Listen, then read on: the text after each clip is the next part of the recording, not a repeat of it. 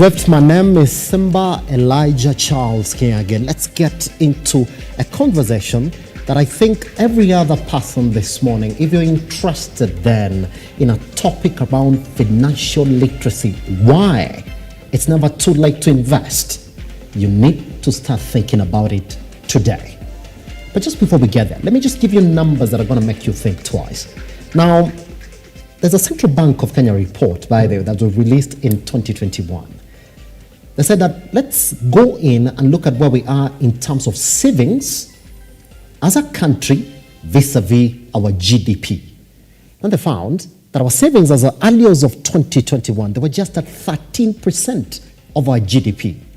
But then when they compared where our peers were, you'll find that indeed Tanzania and Uganda contrasted heavily with what our numbers were. They had already crossed the 20% mark, and in fact, they continue to say that these numbers were growing. Now, that pointed out to an area that actually personally got to wrote on back in 2020. Now, here's the thing, that if you look at where we are in terms of financial literacy as a country, we have been earmarked as one that are performing lowly in the East African market. In fact, they went right ahead to say in the entire African region. Okay, let me just give you other numbers as well that are going to make this an important conversation. But like most African countries, Kenya has alarmingly low financial literacy levels with a population of approximately 50 million people. Only 38% of Kenyans are financially literate. Ooh. This is according to a 2021 Global Financial Literacy Survey. Then they say our neighbors recorded around 34% literacy levels against 40% in Tanzania and 42% in South Africa. Oof. That's how badly we're doing. So there are companies then that have looked at this particular space and said, I think this is where the market is. The majority of people want to be financially literate. There's a key element that is missing. Even when we're talking about this particular savings is essentially an aspect of financial literacy. So what can we do? So in 2019, they started a special journey. And then they set for themselves a particular goal that in maybe 3 years' time, we need to have passed 1 million people through our financial literacy classes. It looked something that is unachievable, going by these numbers over reading here. But guess what? So when they went back and looked at it last week, they realized that in fact, they had surpassed that number to just record 1.5 million people. That's a feat, by the way, that needs celebration. And that's why we're here then to talk about that particular feat and see exactly then how you can be part of that journey. Joining us right here on the Morning Drift this morning, let's welcome the company behind that particular feat, FXpesa. The CEO, Samuel Kiraka, is right here. How are you doing, sir? Very well, thank you, Simba. Happy to have you around. Great to be here. I have to start with that. Yes. I really have to start with that. That 3 years ago, you set out on a journey and you set a number. 1 million. Yeah. What was behind that thinking? Some people will tell you, hey, 1 million is a big number. Do not. Yeah, thank you, Simba. I think the journey has been longer than 3 years. As a business, EGM FXpesa, we came into the business 5 years ago. Yes. And after 2 years, we realized, after engaging with a lot of our clients, that there was particularly need and demand for financial literacy. We actually felt what you're saying, that financial literacy was very low. And having come from global markets with operations in other parts of the world, we felt that East Africa, there was quite a gap for us, and therefore we picked that quickly. And in 2021, we started tracking financial literacy in terms of objectives, in terms of the people we meet. And it was very basic. You meet a young person who wants to come and get to learn what FXpesa does.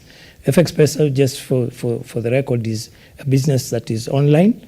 We are licensed by the CMA and the Capital Markets Authority to run a non-dealing online FX business. So what that means is that we get clients, we train them on how to trade on the global market space. Yes. So where they can buy commodities based on dollar, You can buy precious metals like gold. You can buy indices, single stocks, globally.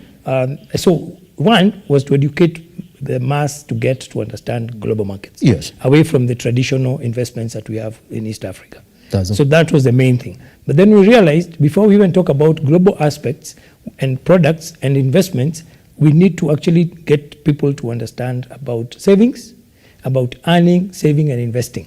Because that's where it begins. You will trade with some bit of capital, but you still need to put your savings away. And we'll be discussing that around the way. But for an onset, we saw the gap, and we felt that this is not business. We just want to bring the level of financial literacy higher. Yes. It's not a profit discussion. It's giving back to the community where we work, the people we work with, yes, our brothers and sisters, our nephews and nieces. How do we bring them up to understand financial markets? Forget global, but just to understand that I can make up money, I can earn, I can save, and I can invest. And that way you bring in the very simple basics around savings. What are the opportunities there and stuff like that. That's it. But just before we continue with this particular conversation, because I'll be taking personal views from you, because you've essentially passed Kenyans and the people within the East African market on financial literacy. That's why we do have these low numbers then as a performing economy. Somebody listening to you this morning, what is the special connection between FXpesa and EGM Securities, and what do you essentially meet in this financial literacy journey? Yeah, EGM is a company that is actually licensed by CMA and the Capital Markets Authority as a non-dealing online FX broker. So, but we have a brand. So FXpesa is actually the offshoot. It's a brand that we then work with. FXpesa is a brand that we've built, and that's really what we push within East Africa. And what FXpesa does is training. So we have 7 locations where we get people to come to our academies, and we educate them on products and the system. So because our license is actually offering a brokerage service. So we don't give investment advice, we don't run assets on behalf of clients. So a client would come in with their assets, put them on the platform and trade. So our duty is to train them on how to use the platform, and to train them on how to interpret graphs, look at trends, and see opportunities within the trends. They see the dollar is going up, what does that mean? Yes. I can make something there. Something is coming down, I need to get out. If it's coming down, I need to get out and maybe pick it when it's lower and wait for it to go up. Yes. Commodities, oil, going up, going up, going up. What opportunity do I see? So we train people to look at this. What are the graphs saying? What is the trend saying? What news has been released, and what is the impact of that news towards global markets? What's a commodity? You've seen what's happening with the war in Russia, and the point here is what opportunities. Unfortunately, it's a sad situation, but what opportunities globally do we see? What we have a recession. What does that mean to your pocket? You have the dollar becoming very expensive. What does that mean to your pocket? How do you how do you save to beat inflation? What are the games you can play around investments? What opportunities can you grab for yourself and for your family to make something? That's it. Let's therefore tackle this subject for financial literacy. Yes. It is shocking that for an economy that is as big as our economy, in fact, we're twice even the size of the economy of our neighbors, the financial literacy levels are way up there. In fact, when they even talk about savings, they're already talking about 40%, 30% of their GDP. In your own opinion, because you've interacted now with the market and you know where the gaps are, why are we performing this dismally on financial literacy? One, Simba, is that if you look at your own life back in high school, even through college, there was no course that you did around financial management. That's true. There was no financial literacy engagement discussion you had anywhere. That's true. It could have been just your uncle, a cousin, a father, a mentor, all right, who may have walked you through about savings. So generally, there is nowhere, even in my school life and high school, there wasn't anything. Even when I went to do business at the university, it was really business. No one was coming down to break it down to the basics. You could do elasticity of demand and supply and all those, the big things. But the small things where everyone is pinched around, you earn your savings, your pocket money, how do you save it and stretch it? all the way from primary, all the way from high school. How do you, so we never got interaction at that level. And that's why we see the gap today. Because we've grown in a system where that was not inculcated in our systems as we grew up.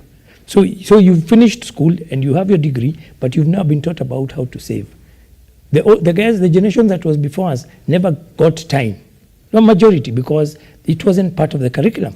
And even in many cases, for non-finance managers, even today, they go for training around finance because it was never inculcated in our systems of learning. That's one. The second one is that today, if then you don't have that mindset of putting money away for a rainy day, you now look for an emergency has come. So what do you look for? You go to the digital app and you download, you have an account on your Safaricom or whatever network you're on. Then there are all these digital loans providers, and you get something, you take care of your emergency.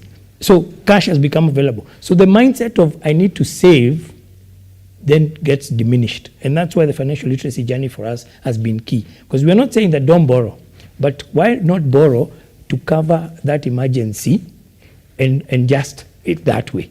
However, what if you had used some savings? What if you had created a pool of savings that you can run to on a rainy day, rather than go and pick credit for maybe consumption or those kind of things. So it's a journey and it's a discussion that is a bigger discussion. Yes. And that's why in this market, clearly, compared to the West and other markets, the need for financial literacy is high. And even within East Africa, Kenya, we have a lot of, level of education is great, the penetration of smartphone is high, internet is almost everywhere. So we have avenues of which we can leverage to continue to train our people, which is a good thing. So I see that in the next couple of years, we will be able to rise above the other countries you've talked about. I hear you speak about that, then I'm thinking that for you to get this number, this 1 million plus number of people gone through that classes, it shows you that there's actually that need within the economy. It's only that maybe majority of people, even the curriculum, as you're saying, has not tapped into it. What are these strategic partnerships that you got into and collaborations somehow for you to get to this number we're talking about here today as FXpesa? Yeah, that's a good question, Simba. We have a number of initiatives, and I'll start with no particular order. One we have with the high schools. So we've seen that, some of the challenges around the general environment and families that are maybe not as privileged, not being able to send their children to school. So you could have this young man or girl who's done top grade, the KCPE results are just out and intake will be happening for high school. And therefore there will be those who've done extremely well and go to a national school, but they don't have the fees, the parents can't support. So we've come in over the last 3 years to try and support some of those and offer them full scholarship. But scholarship is not what is key. What is key for us is the mentorship, where I work with John, for example, or Lucy, and they come to my office, and I match them up with a colleague who's now working for FXpesa, a young man and a young lady, and they link up with the boy and the girl and many others, and they mentor them over the 4 years. Where you're talking about, personal things, how you're doing in school, what are your challenges around your physics? Why is chemistry giving you a challenge? What can we do? What additional books? Because remember, these children are from less privileged families. So they may not have that cash to buy books to support them. So as FXpesa, we come in. So that's one partnership where we are working with schools, just supporting the very needy and trying to see how we create something for them. That's one category. So partner with schools and to push that. And it's working very well. In fact, the first cohort should be doing the exams in the coming year. And out of the partnerships we've done with a couple of Is that out of realizing that we need to start early? Yes, and when you see results come out, like now, and the intake happens, then you see a child coming and saying, I have the best marks, I've been called to Alliance, I've been called to a national school, but my parents can't pay school fees. So if it's a young girl, most likely she'll get married off. So to save her from that, take her to school and take care of her. It's part of giving back to the community. And we are very passionate about that, Simba. The second one is universities.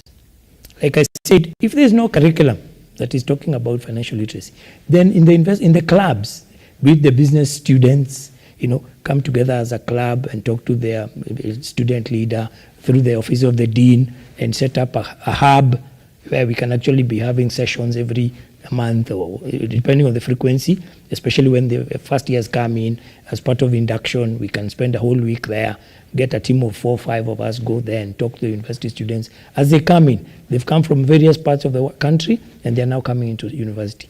This is a new city. Some of them have never been. So talk to them about savings, talk to them about opportunities that are around the city that they can take advantage of and how to manage their pocket money. So simple things, but they make a difference in the lives of the young people. Does it? Yeah, so those associations are working. From there, they start working on trader communities, where 3 or 4 of them become traders. They start getting to learn about our platform, and they continue to learn, and we are going to partner with them, and they start making some pocket money for themselves. Some of them are extremely brilliant, so they're able to get these concepts quickly and be able to move. That's the second category. The third category is where we talk to professionals like yourselves. You're in media. So we have a young guy who wants to come to media. We bring various people with different experiences. They come and sit like we're sitting, and they share their experiences. They pour their hearts out about how the success stories, the painful experiences they've gone through, and they share this with the young people. So we do forums even for men and for women, for young people. We open it up for anyone who's able to come. So that's part of the journey. And for us, the impact is not about the numbers. It's about impacting that one life and making a difference for them. It's a good thing you've mentioned about some of the special programs that you have. When we were looking at exactly who your special target groups are, we realized for the very first time we're seeing a financial literacy class or program just for women. Yes. Is there a special interest in that particular demographic right there? Why does it interest you on a personal level? Yeah. On a personal level, that's interesting. I have 2 sisters. So. Yes. On a personal level, generally the way we've been brought up, I think the ladies have taken, maybe in my older generation, they always took like the back seat, and it's the guys who went to provide. It was very much African, it was very much this part of the world.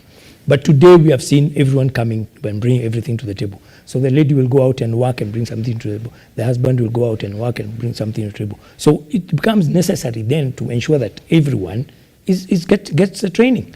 So for us, the women class is important.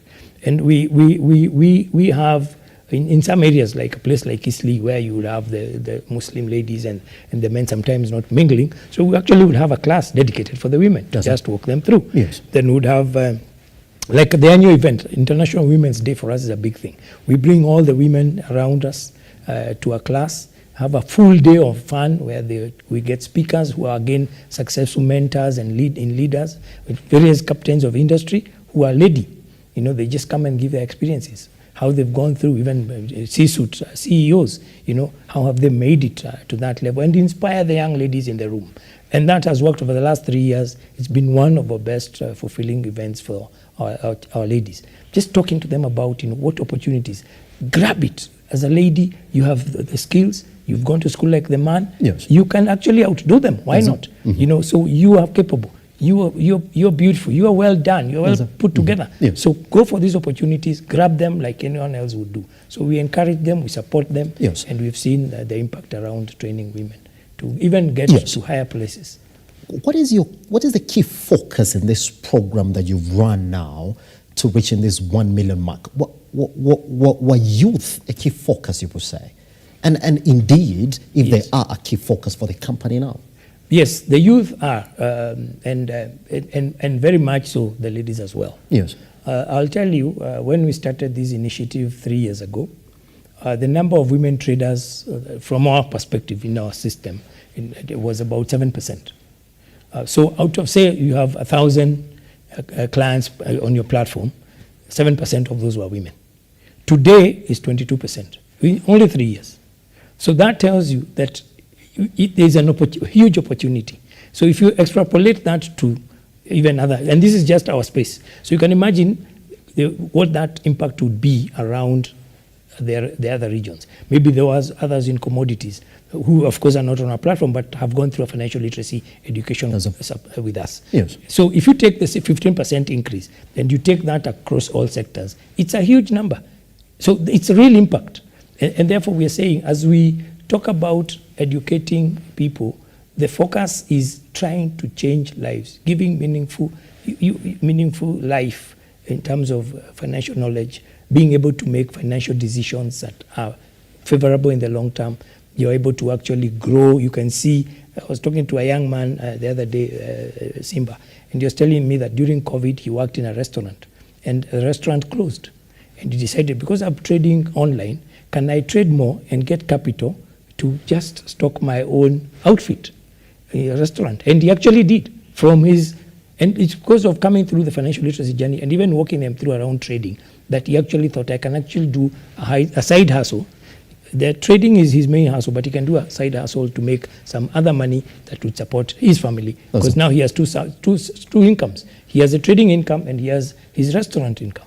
And therefore, he was able to survive a difficult situation with the pandemic and lockdown. So what we are saying is that, yes, empowering people is not just really putting money in their pocket, but it's sharing ideas of how I've done it. Yes. Yeah, how have I done it? What experiences can you pick from what I have learned?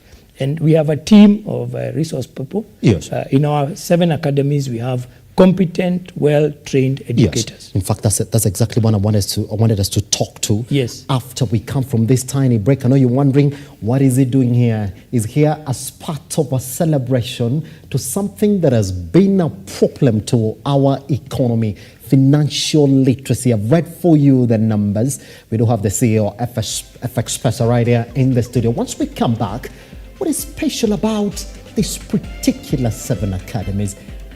What is the feel? Should you decide, yes, I want to start with the journey with FXpesa, what is that feel that you're going to get from that? And the bigger question then, should you want to get started today on your financial literacy journey? Where are you going to start from? And what next for FXpesa after the 1 million mark? Once we come back right here with the CEO of FXpesa.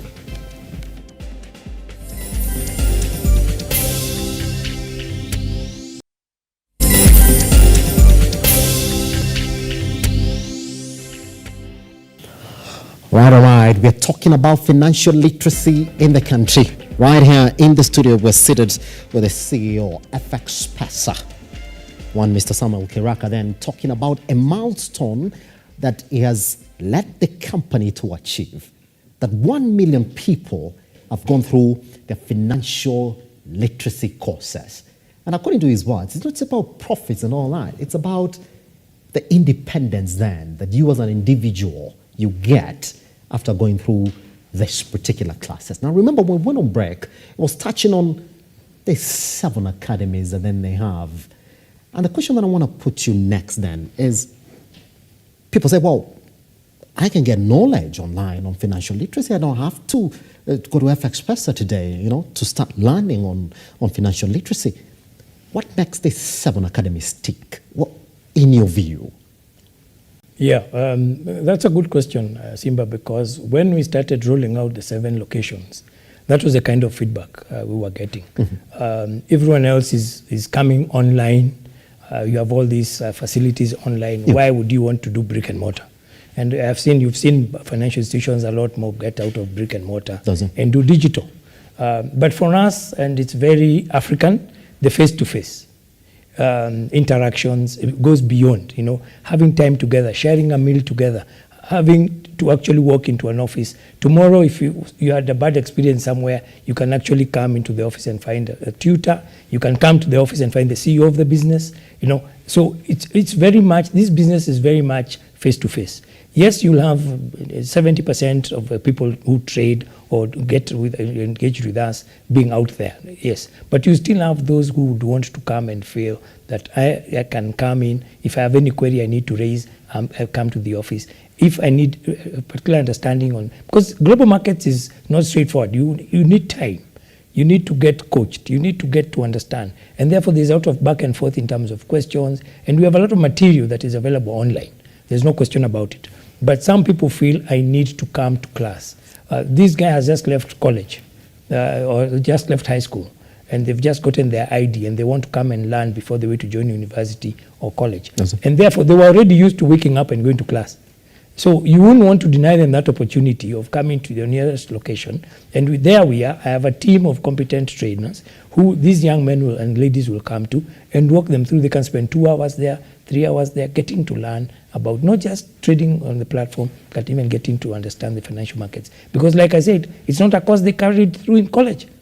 They didn't learn anything around savings and investments and finance of that magnitude. They might have done formulas and bill calculations in economics, but generally they didn't get to the basics, the cracks and nuts and bolts of savings and creating a fortune for yourself. Yes. So that's one. The second one is that we also offer within that space. So say for example, communities, say like Nakuru, which was our first one after Nairobi, where we have like a trading hub and clients would come in and trade, compete with each other.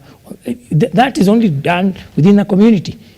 So you come to the class, you have laptops there and desktops, and you can trade and compete within a trading environment where you actually can learn from each other, experience sharing. For me, the value is great. You can't, it's not monetary, but it's about building trust. People know they can come and find FXpesa tomorrow and the day after. For me, that makes all the difference. Pretty much. On a personal level again, and I keep on referring to this because it looks you're walking a journey as a company. The majority of people, company will say, well, we don't see direct value in getting into that particular space. What impact do you think that this 1 million mark feat is going to create in the East African market?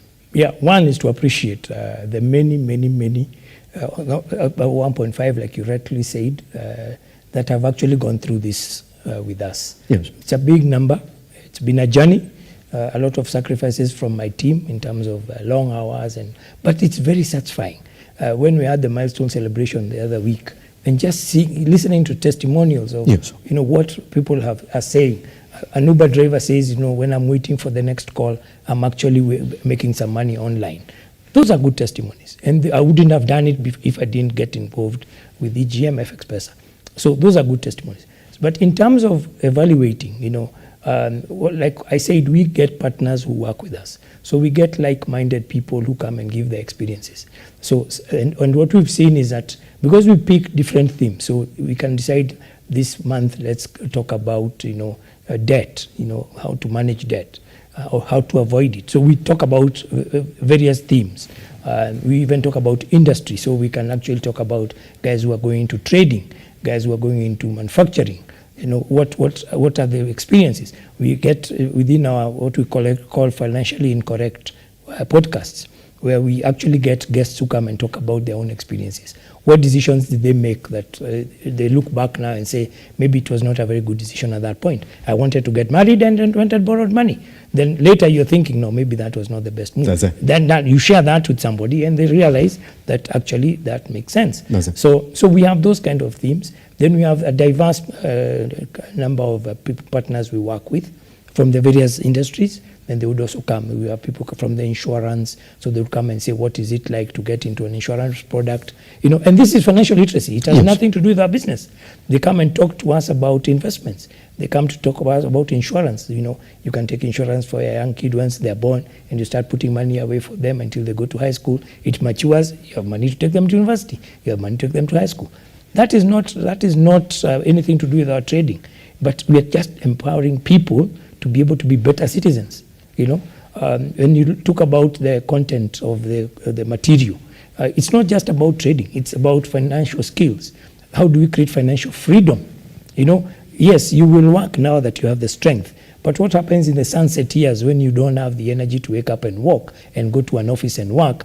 What will you be living on? You don't want to live on your kids. You want to actually have some cash that can help you generate a revenue for yourself and be able to cover your overheads, because in old age, there'll be maybe more illness or hospitalization or bills. The bills will still keep coming. It doesn't matter that we're working or not. So how do you create a saving that will be able to, you can eat on in the later days of life? So those are kind of things we do in terms of curriculum. Yes. The other thing we've seen is that the feedback that we get. So after every training session, we actually do a survey. So you've done your class, then you fill up your form, What other topics do you think we can cover? How was the presentation of that session? Any learnings? What do you think we can do better? And we keep improving. We get the feedback. So if the class had 40 people, we have 40 suggestions. Yes. And we collate them and say, okay, this looks like it's cutting across. Maybe it's a topic we need to cover in the next session.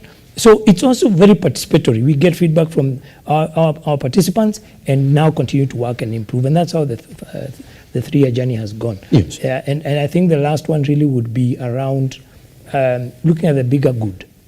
If you have a better financially healthy society, you have less stress, less suicides, and all these other things that are happening today. So it goes beyond, like I said, it's not profits. It's about giving back to the community that we work with, the people we work with. So get curriculum that works, something that is current. We're not talking about things that are, no, we're talking about current affairs. What is pinching us today? You know, how do we navigate this season? Yes. When petroleum prices could be high, the dollar could be expensive, how do we navigate this season? And how do you manage your savings so that it can cushion you over a difficult season? It will, sunset is coming and sunrise will be there. Yes. And we'll have a better morning tomorrow. But between now and the better morning, how do we manage what we have, what is placed in our hands? So earn or trade for those who are traders, and for those who are employed and earning income, save for a rainy day and invest for the future. That's it. In that aspect, that there's an area in this financial literacy where many people tend to see is the end product, the investment part of it now, because that's essentially where wealth creation then comes in. In terms of a percentage of the stresses that you have through these FXpesa classes, do you stress more on investments? Because in investments, then that's when you get to educate people further on exactly how they can get to use whatever it is they're putting on their side. Yeah, we do. And one of the things we do, besides, remember, financial literacy is wide. It covers even away from our products. But we have our own now, where we now, for those, you see, a class of 40, out of the 40, maybe 10 will be interested in actually trying global markets, or even 20, or all of them will get interested in trading global markets. Now we zero that in now on actual trading of global markets. So we take them through an intermediary class, you know, getting to understand the products, what is on there, what indices are there, what currencies can you trade, the majors there, the minors, you know, what precious metals, is it gold, can you do gas, natural gas on commodities? Yes. Yeah, so we now go specific to that area. For those who are interested in getting into global markets. Those who are not interested in global markets, then you've already given them a feel. So they can actually now look out on what is available in the local markets, the securities exchange in Kenya, and within other instruments, be it government bonds and government paper. But for us, then we focus, for those who want. Yes. Then, besides now them coming to understand that, we take them through the complete training, from introduction to intermediary to an advanced class, where we even talk about risk management tools. How do you put in a stop loss in your trade, so that when the market is turning against you, it doesn't wipe you out, but at least you're comfortable to take a percentage of a loss and get out. If it's taking profit, at what point do you take profit? Because it can go all the way and then come down. But at this point, take profit. So we try and talk about risk management tools around, how do you become a good and competent trader? Awesome. And how do you tame your greed? Because you can say, well, let me wait. Then you realize, oops, things have turned against you. So we actually get into the depth around research. How do you get to study what's going on globally and impact, how that is going to impact your investment? So we do train on that as well. But this is specific for guys who are coming to trade on the platform. Yes. Of course, generally we'll talk about that in the financial class around what are the trends globally. What is the impact of what's happening in Russia, for example? How does that impact our currency? What's the challenge around fuel? If the prices are globally high, what does that mean for us? So we talk about those things in the financial class. But when it comes to specific products, then we, of course, would tailor-make the training. But we also have examples of what we call pips and branch, where you now bring like-minded traders from across the region, put them in a room, and they exchange ideas. They have a time of competing and talking, and they are diverse. You have the elderly, mature, who've traded 15 years, 5 years, 7 years. You have the guys who've just started, they are newbies, and they get to hear what the experience of the older and mature traders has been, and they can impact them and they mentor them. It's very exciting, to be honest. So pretty much. There are people would ask you this question this morning, since we're talking about financial literacy. As someone who's not even come across that term is, well, why do I need to begin in this journey for financial literacy? From the top of your head, how will you tell that person? What will be your advice to that person who's listening to you this morning? Well, where do I start from? Yeah, there's you see, the internet penetration is high, smartphone use is high, so you just get in there and Google.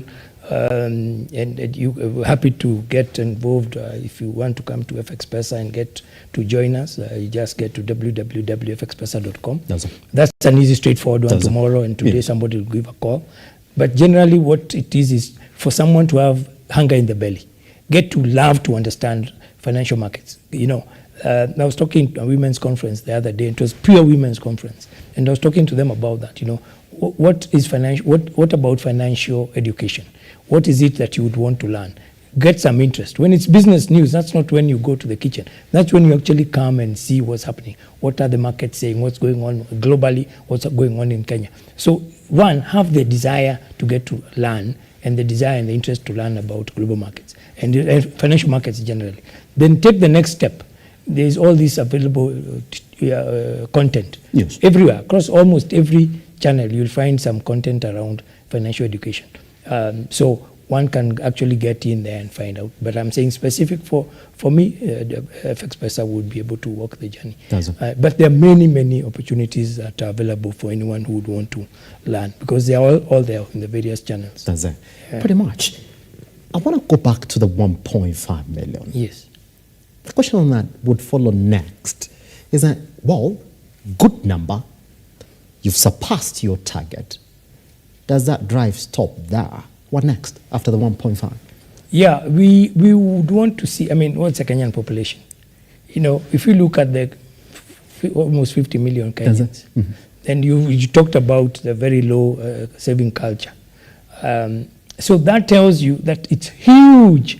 Even in another 3 years, we'll just have scratched the surface. So ideally, and that's Kenya. Talk about East Africa. You're talking over 150 million people. So what are we saying? That there is a potential, maybe in East and Central Africa could be a lot, maybe closer to 180 million. But what we're saying is that we can see the opportunity. It's only getting bigger. 1 million, 1.5 million, going to 2 million.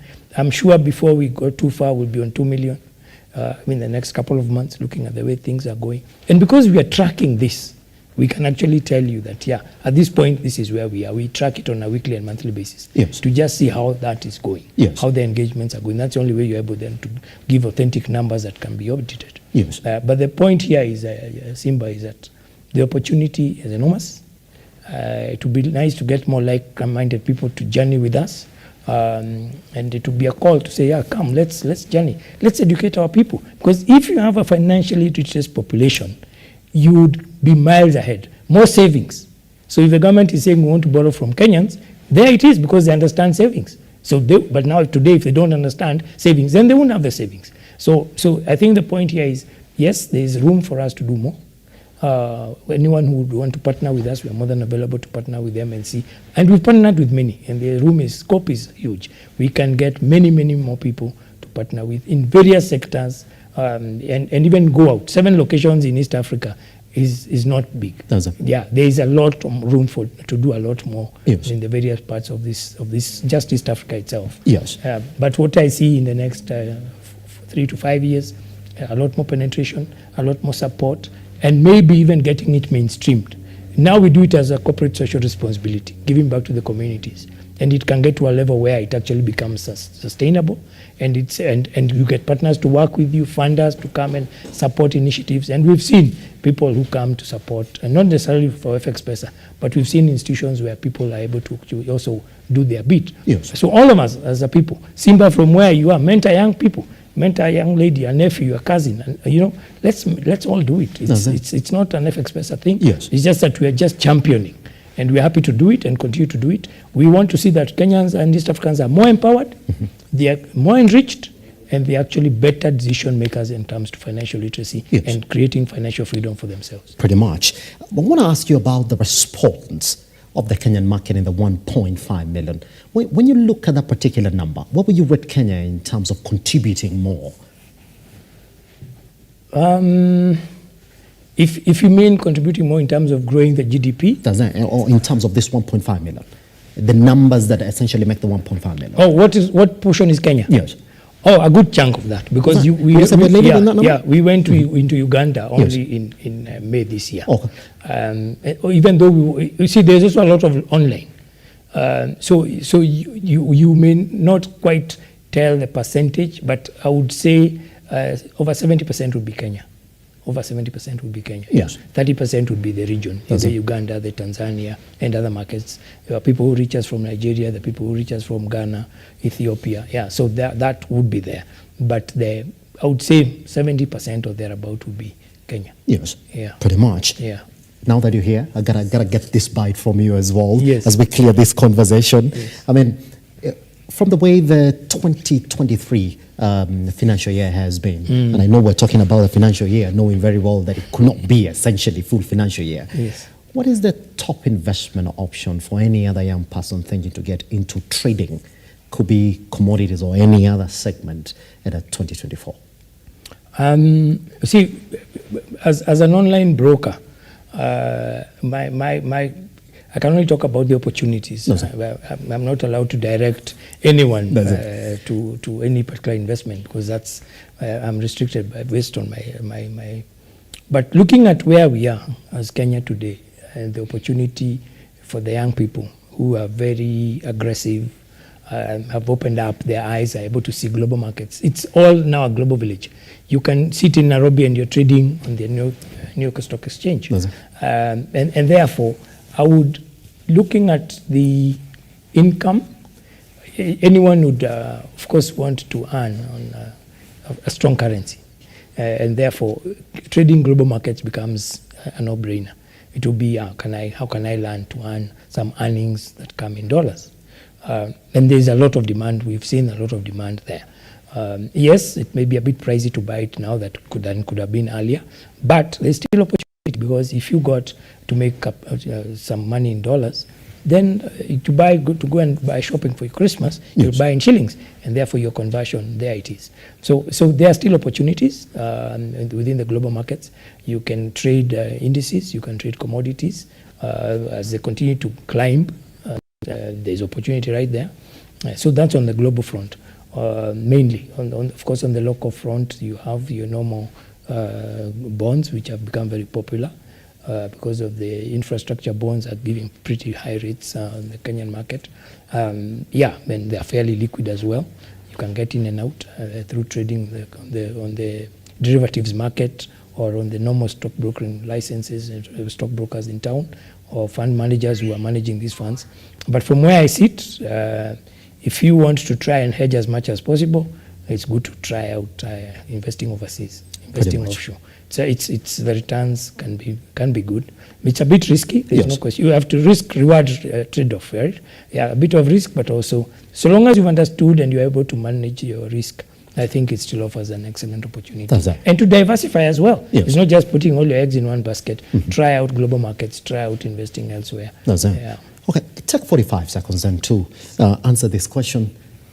Why would somebody choose FXpesa today to start the financial literacy journey? And what's your outlook in the next 5 years in this particular space?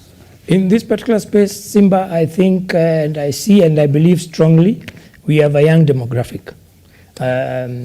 Young people below 35, I think the last time I had on the census was more than almost 65%. And that's a huge number. And therefore, these are the real candidates for trading commodities, for getting into this space. And therefore, getting to maybe a 5 million mark, I don't know. We haven't thought about that far in terms of the number, but we know for 2024, we really want to get to a 2 million plus very, very quickly and try and see how that goes. The first milestone was great. We are now working on the second one, and I'm sure that we'll be able to hit it. What I see is that, and what I would encourage young people, young populace, the 55%, 65% of these young people in the country, is to try out things. Try out things. I was never in the global space. Now I breathe it, I eat it, and it's a good place to be. So try out things. Don't give up. There's a lot of faith. There's a lot of hope in the country. It may look dim sometimes, but just wake up and give it your best shot. Tomorrow will be a better day, and just have that positive vibe. So for us, and at FXpesa, we see, as we target the young guys, empower them, create a better people who can actually get a meaningful life for themselves, less stressful, and be, financial free. So that, like we said, in the later years, somebody has something in the pocket.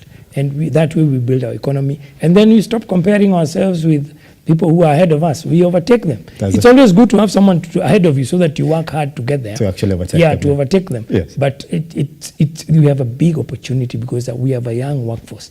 If we can continue to engage them, they continue to engage ourselves, engage our minds, I think the sky's the limit for us as Kenya and Kenyan people. Pretty much. Start your journey today, www.fxpesa.com, isn't it? Yes. That's it. And then after that, you start your financial literacy journey. And those numbers are worrying. And today, if you've got nothing in your savings, then you should be worried. Start yesterday. That's what they say. Not today. All right. In conversation with the CEO, FXpesa, with someone Kiraka. That particular number is what we're focusing on, but it's gone back and forth about the importance of financial literacy. It's totally exactly where the opportunities are, especially in the global markets at this particular time. Mr. Kiraka, thank you very much for coming by, man. Yeah, thank you for having me. I can't believe I'm saying this early because I don't think we're going to have another show. Merry Christmas and a Happy New Year to you, sir. Same to you. I'll see you in Simba. 2024, Absolutely. isn't it? That's nice to be here. Nice to have you around. Yeah, thank you Guess very what? much. I'll see you then tomorrow for another edition of The Morning Drift. Thank you very much for being a part and parcel of this particular segment. That's it.